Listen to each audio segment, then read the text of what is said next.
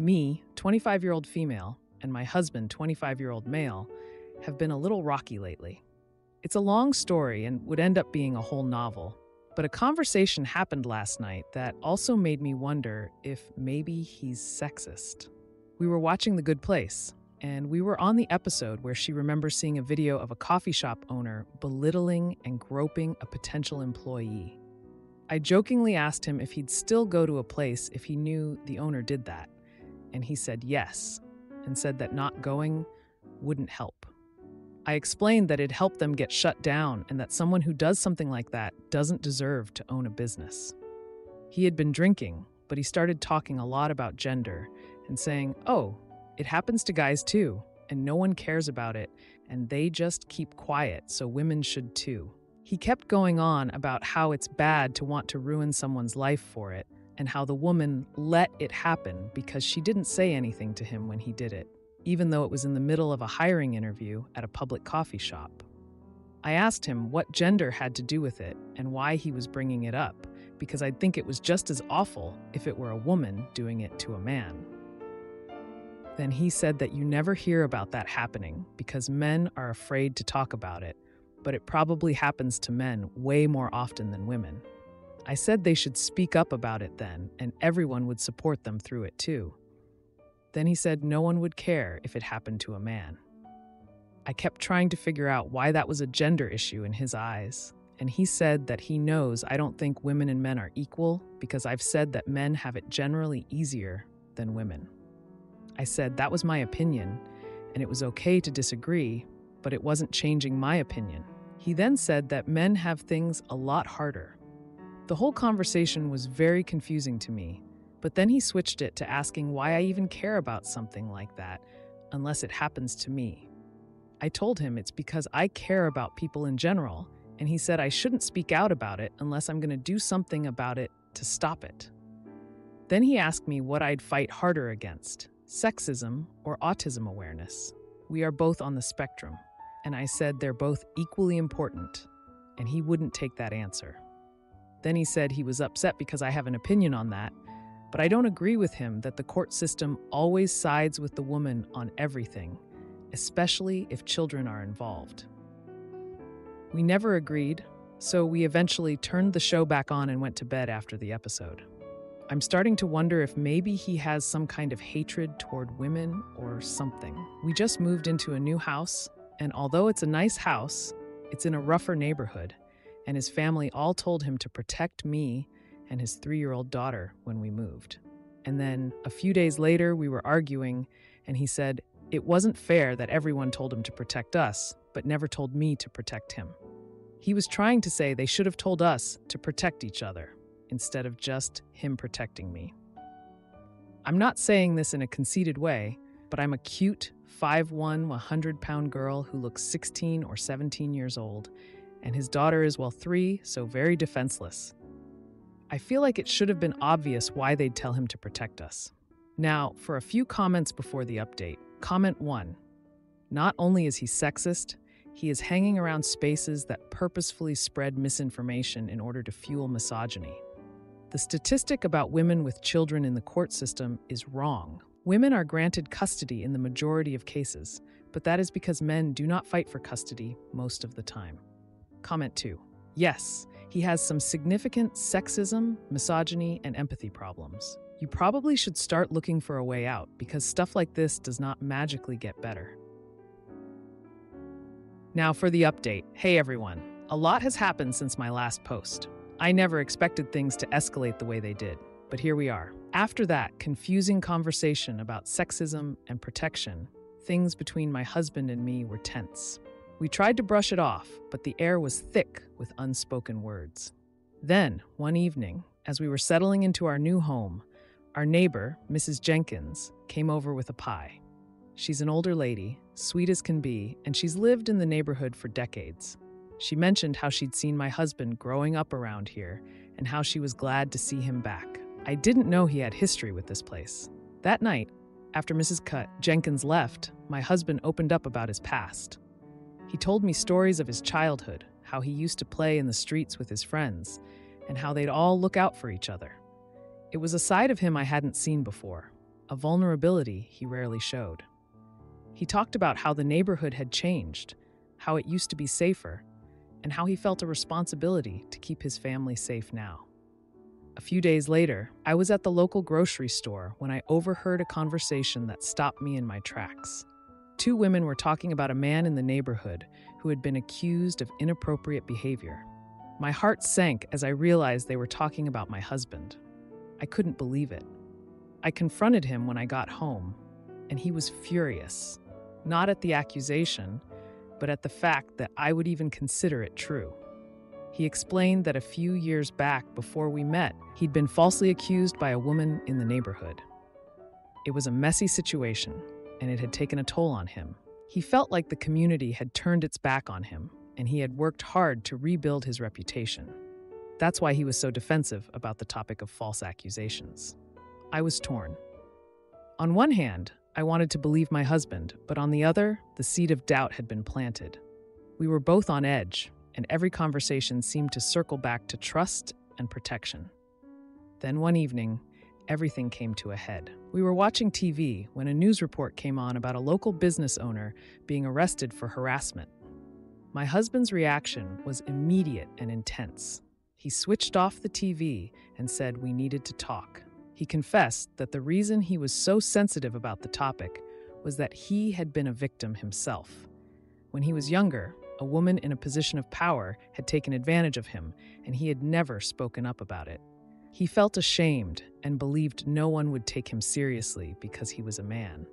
It was a jaw-dropping moment for me. I had never considered this side of him, and it explained so much about his views on gender and protection. We spent the night talking, really talking, for the first time in what felt like forever. It was a breakthrough for us, a chance to understand each other on a deeper level. But the conversation also opened old wounds for my husband, and he was struggling. The next day, I decided to take action. I reached out to a local support group for men who had been through similar experiences. It wasn't easy to convince my husband to go, but eventually, he agreed. It was a big step for him, and I was proud. Things were starting to look up, but then another surprise hit us. My husband's ex, the mother of his daughter, decided to file for full custody.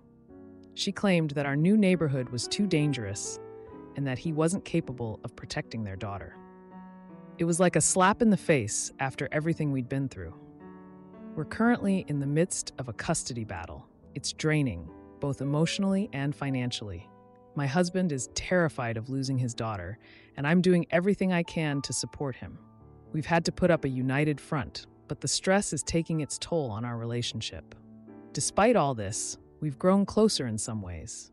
We're learning to communicate better and to trust each other with our deepest fears.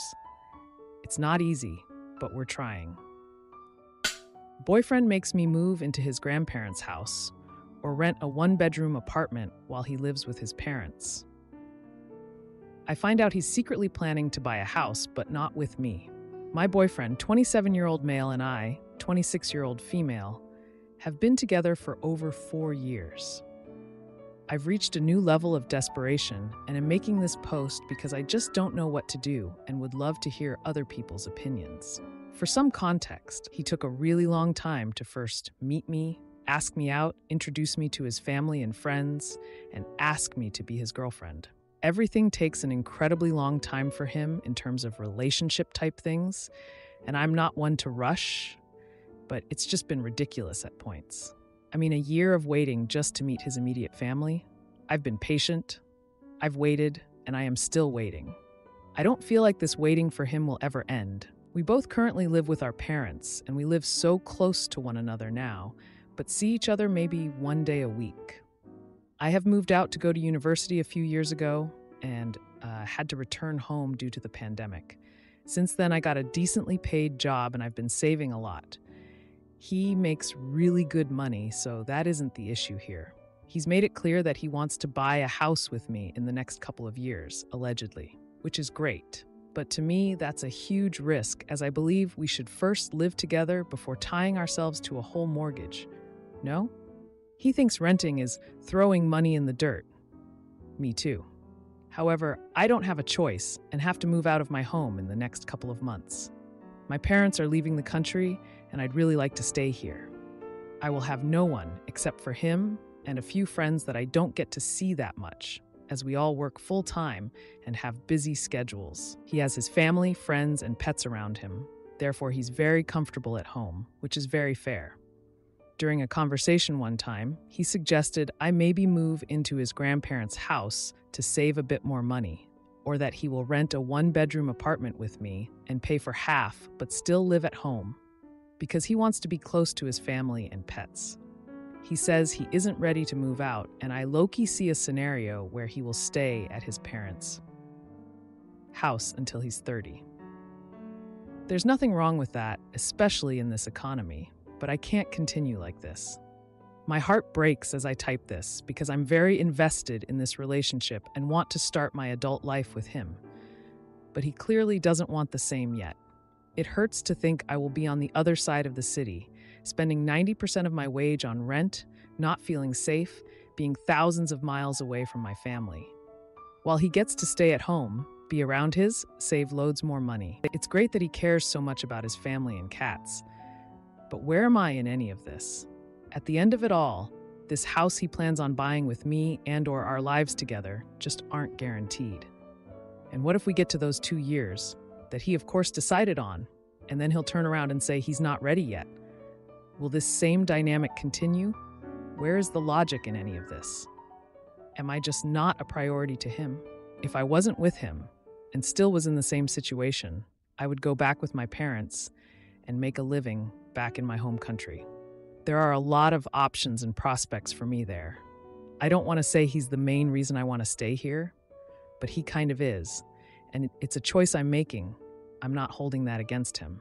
But all factors combined, I think resentment growing is inevitable from both sides, whatever the outcome. I guess in many ways I have already answered my own questions, and maybe I'm looking for some validation or humbling. I just feel so lost right now. Now, for a few comments before the update. Comment 1. I think he is just not that into you. He is happy to stay in the relationship as long as you keep accommodating his every preference. But the minute you insist on anything at all, he will let you go. He is not going to ever think about what you want or prefer, let alone ask you. He will just continue to do things on his own schedule, and if you are willing to accept it, that is fine with him. And if you are not, then your relationship will be over. You sound lovely, and I do not see how he could possibly make up for this level of casual selfishness in order to be good enough for you.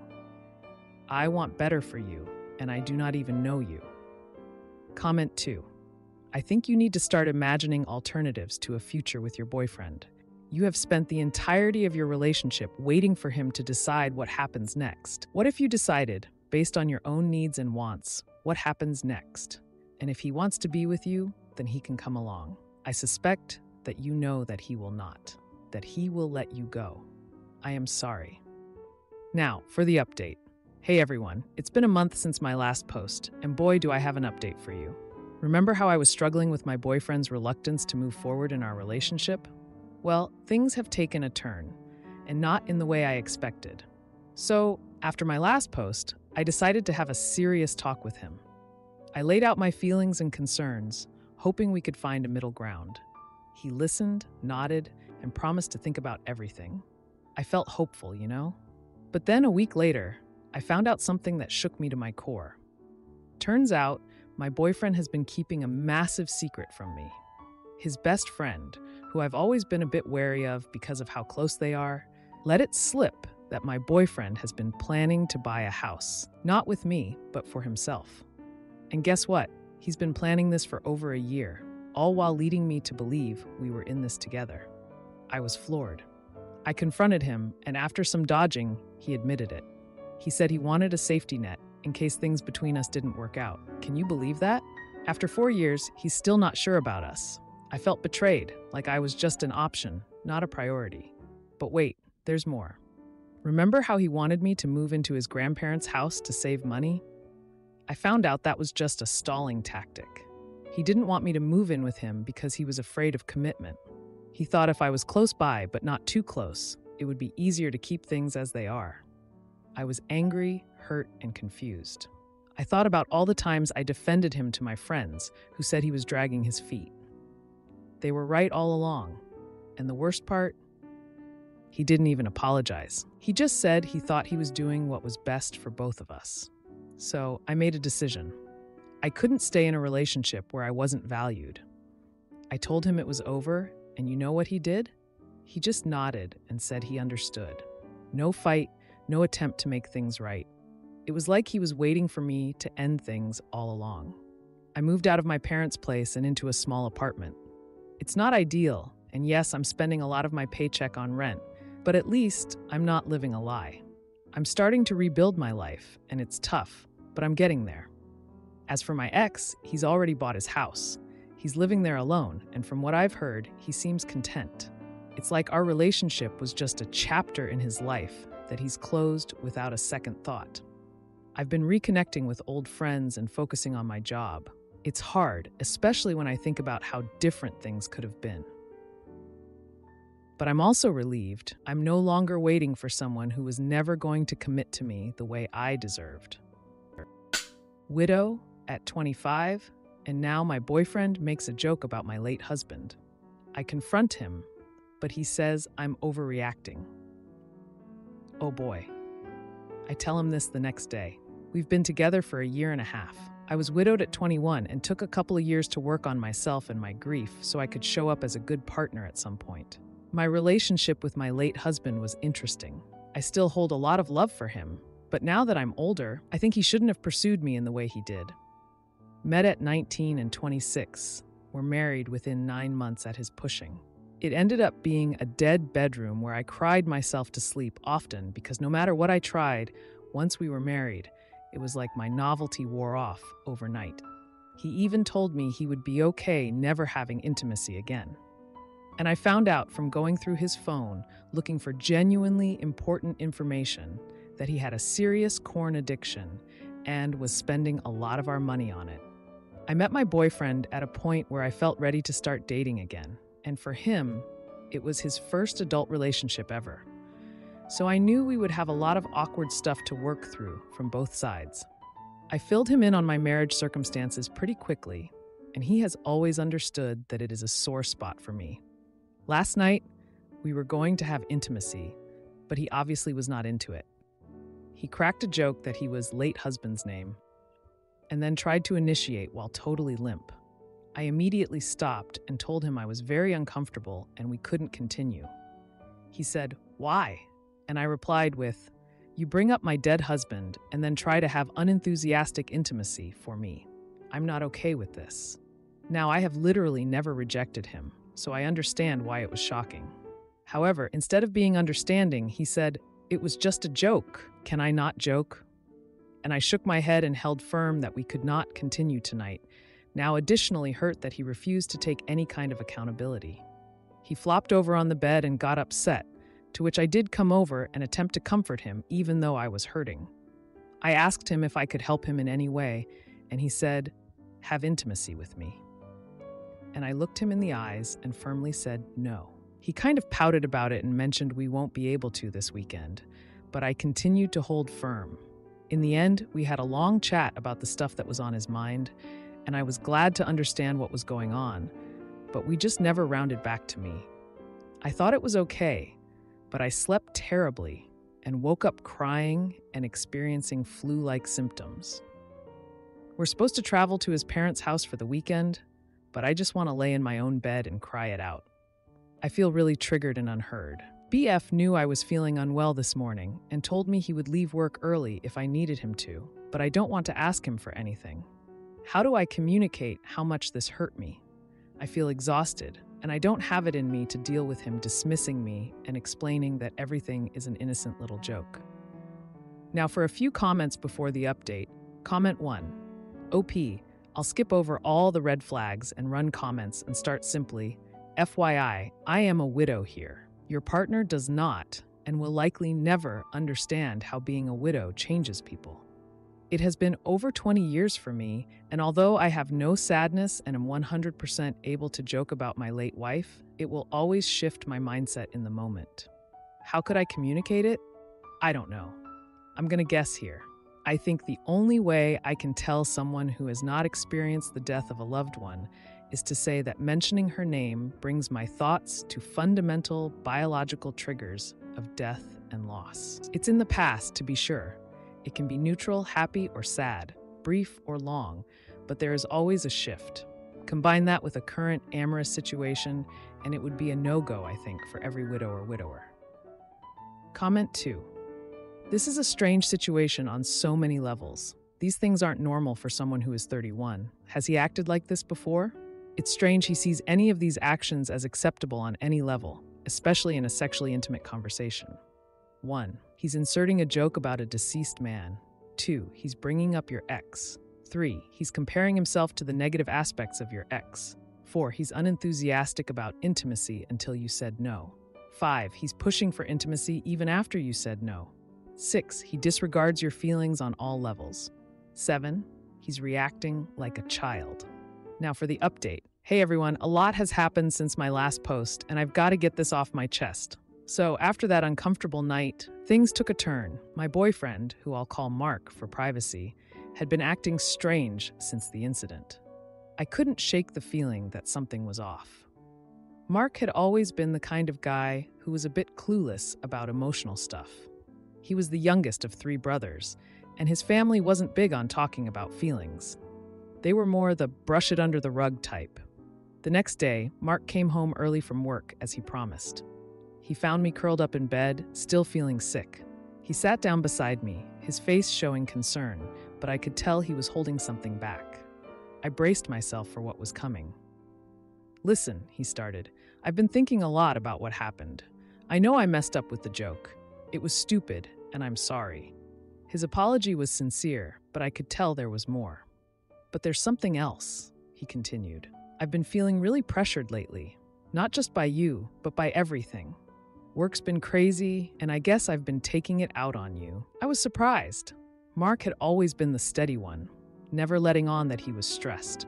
We talked for hours, and he opened up about how he felt inadequate compared to my late husband. He knew he was my first serious relationship since I was widowed, and the pressure of living up to that was getting to him. I was floored.